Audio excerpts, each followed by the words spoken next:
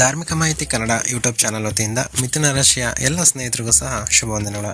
ಸ್ನೇಹಿತರೆ, ಈ ಒಂದು ವಿಡಿಯೋದಲ್ಲಿ ನಾನು ಡಿಸೆಂಬರ್ ತಿಂಗಳ ಒಂದು ಮಿಥುನ ರಾಶಿ ಭವಿಷ್ಯದ ಬಗ್ಗೆ ಮಾತಾಡ್ತಾ ಇದ್ದೇನೆ.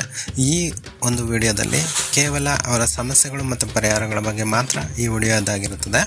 ಅದು ಬಿಟ್ಟು ಇನ್ನು ಬೇರೆ ವಿಷಯಗಳಿಗೆ ಇನ್ನೊಂದು ವಿಡಿಯೋನ ನಾನು ಮಾಡ್ತೀನಿ. ಸೊ ಮೊದಲನೇದಾಗಿ ಆರೋಗ್ಯದ ವಿಚಾರದಲ್ಲಿ ಬರೋದಾದರೆ, ಡಿಸೆಂಬರ್ ಮೊದಲೆರಡು ವಾರದಲ್ಲಿ ಇವರಿಗೆ ಲಾಸ್ಟ್ ಮಂತು ನವಂಬರಲ್ಲಿ ಆರೋಗ್ಯ ಸಮಸ್ಯೆ ಅಷ್ಟೊಂದು ಇರಲಿಲ್ಲ. ಸೊ ಕ್ರಮೇಣ ಕಡಿಮೆ ಆಗ್ತಾ ಬಂದಿತ್ತು. ಬಟ್ ಈ ಒಂದು ಮಂತಲ್ಲಿ ಡಿಸೆಂಬರಲ್ಲಿ ಏನಾಗುತ್ತೆ, ಮೊದಲೆರಡು ವಾರ ನಿಮಗೆ ಸ್ವಲ್ಪ ಗ್ಯಾಸ್ಟ್ರಿಕ್ ಪ್ರಾಬ್ಲಮ್ ಆಗುತ್ತೆ. ಸೊ ಅದು ಬರೋದು ಹೇಗೆ ಅಂದರೆ, ನೀವು ಊಟದಲ್ಲಿ ಸ್ವಲ್ಪ ಎಚ್ಚರ ವಹಿಸ್ಬೇಕು.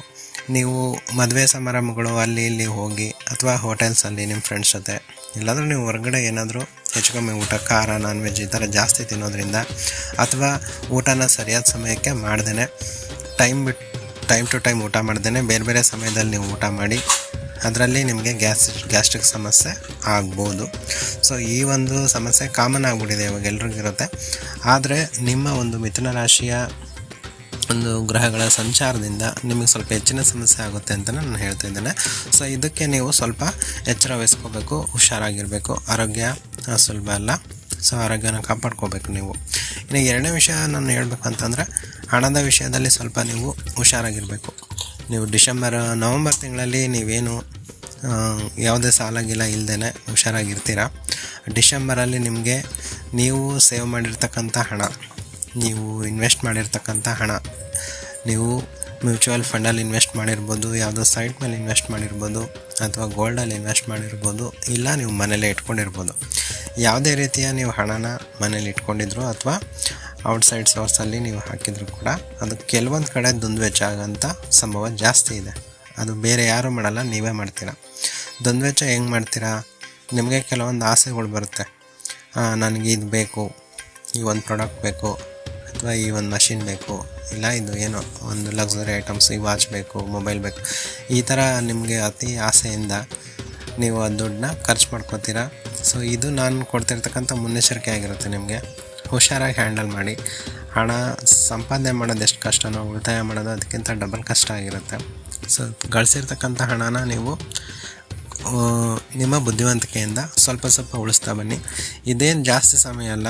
ಇನ್ನು ಬರೋ ವರ್ಷ 2026ನೇ ಇಸ್ವಿ ನಿಮಗೆ ಅದ್ಭುತವಾಗಿದೆ. 2026 ಜೂನ್ ತಿಂಗಳಲ್ಲಿ ನೀವೆಲ್ಲಿ ಉದ್ಯೋಗ ಮಾಡ್ತೀರಾ ಅಲ್ಲೆಲ್ಲ ನಿಮಗೆ ತುಂಬಾ ಗೌರವ ಸನ್ಮಾನಗಳು ಜಾಸ್ತಿ ಸಿಗ್ತವೆ.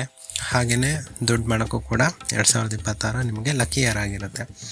ಬಟ್ ಈ ಡಿಸೆಂಬರ್ ಲಾಸ್ಟ್ ಮಂತಿದು ಈ ತಿಂಗಳಲ್ಲಿ ನೀವು ದುಡ್ಡನ್ನ ಇನ್ನೂ ಉಳಿಸ್ಕೋಬೇಕು, ಖರ್ಚು ಮಾಡಬೇಡಿ ಅಂತ ಸಲಹೆನ ಕೊಡ್ತಾಯಿದ್ದೀನಿ. ಇನ್ನು ಕೆಲಸದಲ್ಲಿ ನೀವು ಕೆಲಸದ ವಿಚಾರದ ಬಗ್ಗೆ ಮಾತಾಡ್ಬೇಕಂತಂದರೆ, ನಿಮ್ಮ ಉದ್ಯೋಗ ಸ್ಥಳದಲ್ಲಿ ನೀವು ಸ್ವಲ್ಪ ಗಡಿಬಿಡಿ ಮಾಡ್ಕೊತೀರ, ಟೆನ್ಷನ್ ತೊಗೊಂಬಿಡ್ತೀರ ಫುಲ್. ನೀವು ಆ ಟೆನ್ಷನಿಂದ ನಿಮ್ಗೆ ಏನಾಗುತ್ತೆ, ನೀವು ಏನು ಮಾಡ್ಬೇಕು ಕೆಲಸ ಅನ್ನೋದೇ ನಿಮಗೆ ಮರ್ತೋಗುತ್ತೆ. ಸೊ ಅದನ್ನು ನೀವು ಹುಷಾರಾಗಿ ಹ್ಯಾಂಡಲ್ ಮಾಡ್ಕೋಬೇಕು. ಗಡಿಬಿಡಿಯಾಗಿ ನೀವು ಅಲ್ಲಿ ಮಾಡೋ ಒಂದು ತಪ್ಪಿಂದ ನೀವು ಮಾಡೋ ಕೆಲಸನ ಮರಿತೀರ. ಅದರಿಂದ ನಿಮಗೆ ಆಗತಕ್ಕಂಥ ಎಫೆಕ್ಟ್ ಯಾವ ರೇಂಜಲ್ಲಿ ಇರುತ್ತೆ ಅಂತಂದರೆ, ನಿಮಗೆ ಯಾವುದೋ ಒಂದು ಟಾಸ್ಕ್ ಅಥವಾ ಪ್ರಾಜೆಕ್ಟ್ನ, ಇಲ್ಲ ನಿಮಗೇನಾದರೂ ಹೊರದೇಶಕ್ಕೆ ಕಳಿಸೋಂಥ ಚಾನ್ಸಸ್ಗಳು, ಇಲ್ಲ ನಿಮ್ಗೊಂದು ಪೊಸಿಷನ್ ಕೊಡಬೇಕು ಅಂತ ನಿಮ್ಮ ಓನರ್ ಅಂದ್ಕೊಂಡಿರ್ತಾನೆ. ನಿಮ್ಮ ಬಾಸು ನಿಮಗೆ ಹೈಯರ್ ಪೊಸಿಷನ್ಗೆ ಪ್ರಮೋಟ್ ಮಾಡಬೇಕು ಅಂತ ಅಂದ್ಕೊಂಡಿರ್ತಾರೆ. ಬಟ್ ನೀವು ಮಾಡೋ ಸಣ್ಣ ತಪ್ಪಿನಿಂದ ಅದೆಲ್ಲ ನಿಮಗೆ ಮಿಸ್ ಆಗ್ತಾ ಹೋಗುತ್ತೆ. ಆ ಒಂದು ಪೀರಿಯಡಲ್ಲಿ ನೀವು ತುಂಬ ಕೇರ್ಫುಲ್ ಆಗಿರಬೇಕು. ಯಾವುದೇ ಕೆಲಸನೂ ಗಡಿಬಿಡಿಯಿಂದ ಮಾಡ್ಕೊಬಿಡಿ. ಗಡಿಬಿಡಿ ಮಾಡ್ಕೊಂಡಾಗ ನಿಮಗೆ ನೆನಪಿನ ಶಕ್ತಿ ಹೋಗುತ್ತೆ, ಮರೆತು ಹೋಗ್ಬಿಡ್ತೀರ. ನೀವು ಏನು ಮಾಡಬೇಕು ಅನ್ನೋದೇ ನಿಮಗೆ ತಲೆ ಓಡಲ್ಲ. ಸೊ ಆ ಟೈಮಲ್ಲಿ ಈ ಬಂದಿರತಕ್ಕಂಥ ಅವಕಾಶಗಳನ್ನು ನೀವು ಮಿಸ್ ಮಾಡ್ಕೊಳ್ಳೋಂಥ ಚಾನ್ಸಸ್ ಭಾಳ ಅಂದರೆ ಭಾಳ ಇದೆ ಈ ಒಂದು ಡಿಸೆಂಬರ್ ತಿಂಗಳಲ್ಲಿ. ಇದನ್ನು ನೀವು ಕೇರ್ಫುಲ್ಲಾಗಿ ಹ್ಯಾಂಡಲ್ ಮಾಡಿಕೊಂಡ್ರೆ ನಿಮ್ಗೆ ತುಂಬ ಒಳ್ಳೆಯದು ಅಂತಲೇ ಹೇಳ್ಬೋದು. 2026 ಜೂನ್ವರೆಗೂ ಕಾಯಿರಿ. ನಿಮಗೆ ಅಚ್ಚೆ ದಿನ ಆನೆ ವಾಲ ಹೈ, ಒಳ್ಳೆ ದಿನಗಳು ಬರ್ತವೆ. ಸೊ ಇದೆಲ್ಲಕ್ಕೂ ಪರಿಹಾರ ಏನಪ್ಪ ಅಂತಂದರೆ, ಡಿಸೆಂಬರ್ ತಿಂಗಳಲ್ಲಿ ನಿಮ್ಮ ಶತ್ರುಗಳು ಯಾರು ಅನ್ನೋದನ್ನ ನೀವೇ ನಿಮ್ಮ ಉದ್ಯೋಗ ಸ್ಥಳದಲ್ಲಿ ಕಂಡಿಡ್ಕೊಳ್ಳಿ. ಅವ್ರ ಜೊತೆ ನೀವು ಸ್ವಲ್ಪ ಕ್ಲೋಸ್ ಆಗಿರೋದಕ್ಕೆ ಟ್ರೈ ಮಾಡಿ. ಅವ್ರನ್ನ ಫ್ರೆಂಡ್ಲಿಯಾಗಿ ಮಾತಾಡಿಸಿ, ಅವ್ರ ಜೊತೆ ಸ್ವಲ್ಪ ಮಿಂಗಲ್ ಆಗಿ ಚೆನ್ನಾಗಿದ್ದರೆ ಅವರು ನಿಮ್ಮನ್ನು ಎಷ್ಟೇ ದ್ವೇಷ ಮಾಡ್ತಾಯಿದ್ರು ನಿಮ್ಮಿಂದ ಅವ್ರನ್ನ ಸೋಲ್ಸೋಕ್ಕಂತರ ಆಗೋಲ್ಲ. ಅಟ್ಲೀಸ್ಟ್ ಅವ್ರ ಜೊತೆ ಮಿಂಗಲ್ ಆಗೋದ್ರಿಂದ ಆ ಒಂದು ಅವ್ರು ಕೊಡ್ತಕ್ಕಂಥ ಟಾರ್ಚರ್ ಸ್ವಲ್ಪ ಕಮ್ಮಿ ಆಗ್ಬೋದು. ನಿಮ್ಮ ಬಗ್ಗೆ ಅವ್ರು ಚಾಡಿ ಹೇಳೋದು ಕಡಿಮೆ ಮಾಡ್ಕೋಬೋದು ಅಂತ ಹೇಳ್ತೀನಿ. ಎರಡನೇ ಪರಿಹಾರ ಏನಪ್ಪ ಅಂತಂದರೆ, ಎಲ್ಲದಕ್ಕೂ ಕಾರಣ ದೇವರೇ.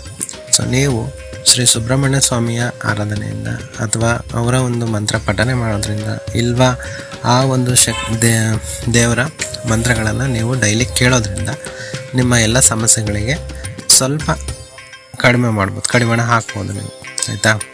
ಸೊ ಆ ಒಂದು ದೇವರ ದರ್ಶನ ಮಾಡ್ಕೊಬಂದರೆ ಇನ್ನೂ ತುಂಬ ಒಳ್ಳೆಯದಾಗುತ್ತೆ. ನಿಮಗೆ ದರ್ಶನ ಮಾಡೋಕ್ಕೆ ಆಗೋದಿಲ್ಲ, ಟೈಮ್ ಇಲ್ಲ ನಮಗೆ ಅಂತಂದರೆ ನೀವು ಅಟ್ಲೀಸ್ಟ್ ಸುಬ್ರಹ್ಮಣ್ಯ ಸ್ವಾಮಿಯ ನಾಮಧ್ಯಾನ ಮಾಡಿರಿ, ಇಲ್ಲಾಂದರೆ ಮಂತ್ರನಾದರೂ ಪಠನೆ ಮಾಡೋದ್ರಿಂದ ನಿಮಗೆ ತುಂಬ ಒಳ್ಳೆಯದಾಗುತ್ತೆ ಅಂತಲೇ ಹೇಳ್ತೀನಿ.